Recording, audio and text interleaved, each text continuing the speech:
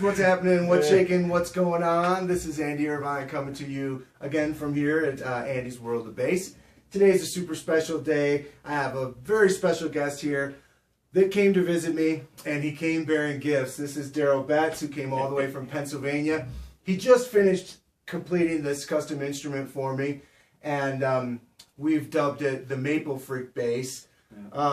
We met, you know, through the bass circles, through the forums and stuff online and everything like that, and became quick and fast friends, and decided to build an instrument together. And I decided that I would invite him here to be featured at Andy's World of Bass. And what I'm holding right now is the result. So welcome, Darryl. Thanks. And thanks, and congratulations on building such a beautiful instrument. Thank you. I really, really dig it. We just got it here. He just came in, just flew from Pennsylvania here and drove up and handed the instrument to me. Immediately, I picked it up and I felt really, really at home on it. And a lot of the reason why is because when we did the build, did the build sheet for it, a lot of the things I picked were things that I know that I already like. Right. Like the EMG pickups and preamp and the Hipshot hardware. And then, of course, the Maple Freak part. Now, what I wanted to ask you about, we have 3 different types of figured maple in this instrument, correct? Right. We have quilted on the top, Correct. flamed in the neck through laminates, Right. and then bird's eye on the fingerboard, right? That's right. Now, is this wood, does this come from regionally from around where you live in that part of the country, or from different places, or what? Yeah, the bird's eye maple actually comes local. I bought it in Middletown, Pennsylvania, right near the capital of Pennsylvania, Harrisburg. I work real close there, so I actually had this sitting down in my stock of wood. It was a piece that I hadn't used from a build probably a year or two ago, and I just happened to find it. And I was like, oh man, look at that. And the flame of the curly maple is local as well. That's a local hardwood. The quilted maple I did send out for that to Northridge Hardwoods, which I believe is in Washington State somewhere. Don't hold me to that, but anyway, I did buy that and bring that in, the quilted in separate. Cool. And then for the rest of the laminates, you used walnut and then an African mahogany stripe down the center, right? That's correct. Cool. So that's 1, 2, 3. Oh, and then we have light swamp ash on the back. That's correct. So there's a total of 6 woods that went into this instrument. Six woods. Now, another thing that we did that I knew that I would like is I like the feel of a broken in instrument, so like a new instrument that feels kind of broken in. So we used the lower fret wire. Is there a name for it? Just, I don't know. It's just lower. It's like a .106 wide by .036 high. So there's the technical specs of the frets that I like. I like low frets. And what that does for me is it makes a brand new bass feel real greasy. You know, like, you know, I'm always doing...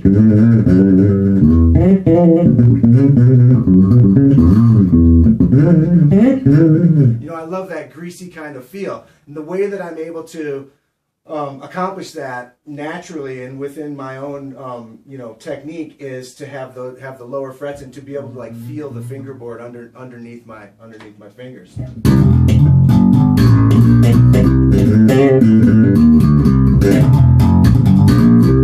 Okay, so let's go through the electronics a little bit. This is the BQS 3-band EMG preamp with the sweepable mid-range. Right now, it was on volume on full. The next control over is a blend control, and then you have treble, parametric stacked mids, and bass control, all of which were completely flat up until now. Now let's go to just the back pickup. I'll give you both for a second.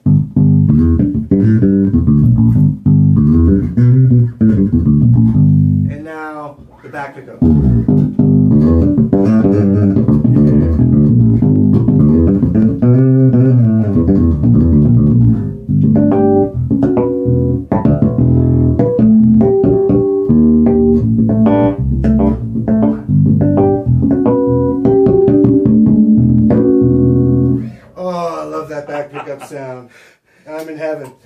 Okay, now just the front pickup, which is always this big, nice round.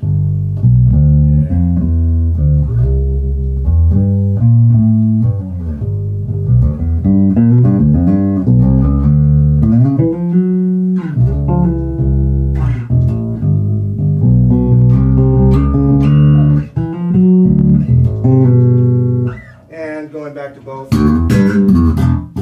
Now, in this setting, what I love about having the sweepable mid-range control is that typically when you use both pickups on full blast, you're going to get a little scooping, right? And the mid-range is going to be kind of obscured.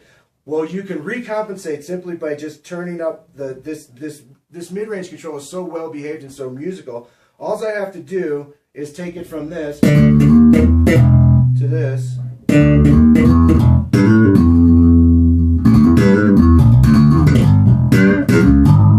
Whatever was robbed by both pickups being turned up is now replaced, so I have that big fat sound with the mid-range all intact, and I love it.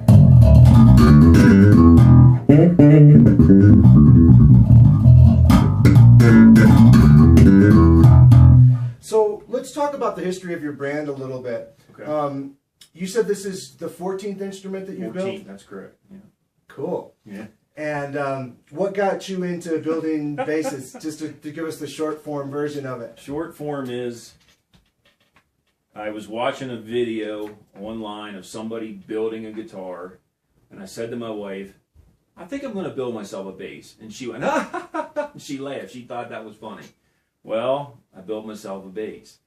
And that's where it started. It just started from there. And How long ago was that? 3 years. 3 years ago. Yes. Cool. And we've been talking about these instruments. I'm sure a lot of people are going to want to know, what does something like this cost? You said that you have about 50 or 60 hours that goes into building an instrument like this? Yep. And half of it's finishing.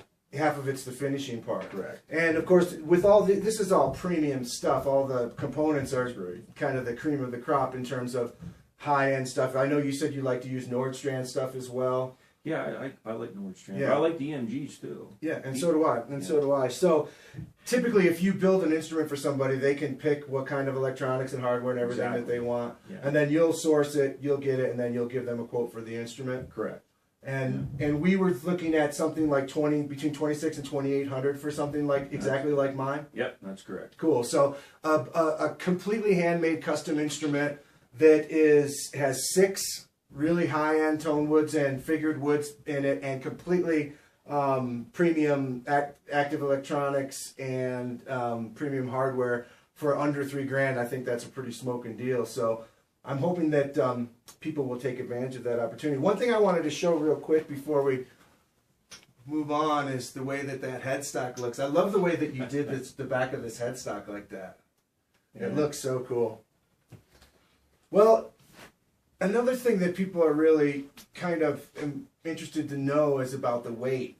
If you look at this bass, it looks big and it looks very kind of ominous by the size, but it's just 8 pounds. It's just a tad over, just a little bit. So a smidge, a big, burly, awesome maple flavored 5-string that only weighs 8 pounds. That is something that is not easy to find.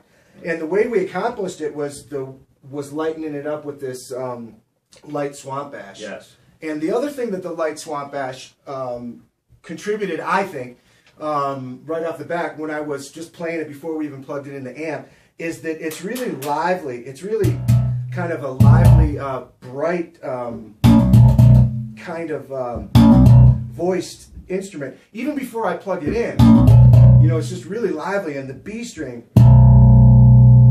it's so tight. There's no flap at all. So, this ideal that, it needs to be a 35-inch scale in order for a B string to perform right, that's not true, because I have a lot of 5 strings that are 34s that do really well. And this particular one does fantastic. The neck through body really, really helps that. But as I was telling you before, sometimes the neck through instrument can be darker. They can be a little bit more sinister and a little bit more on the dark side, right? I mean, we all will agree that more sustained. But usually they're not as bright and lively. But I think we really nailed the ticket there. Yeah, we really nailed it.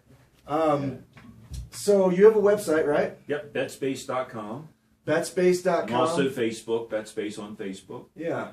So I encourage you to, everybody, you know, introduce yourself, become friends with Darryl, and talk to him, and see if there's some kind of special custom instrument that he could build for you, because I really love you, man. You're a good dude, man, and I just love your enthusiasm for your craft.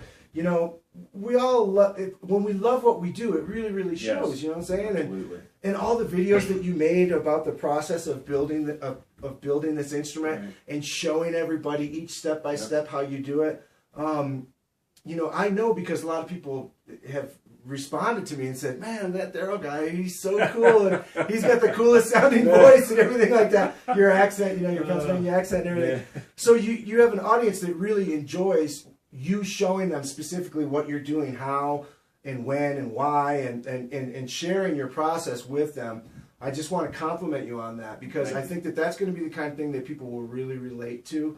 And yeah, I'm going to do everything I can to help you get some more people playing your basses.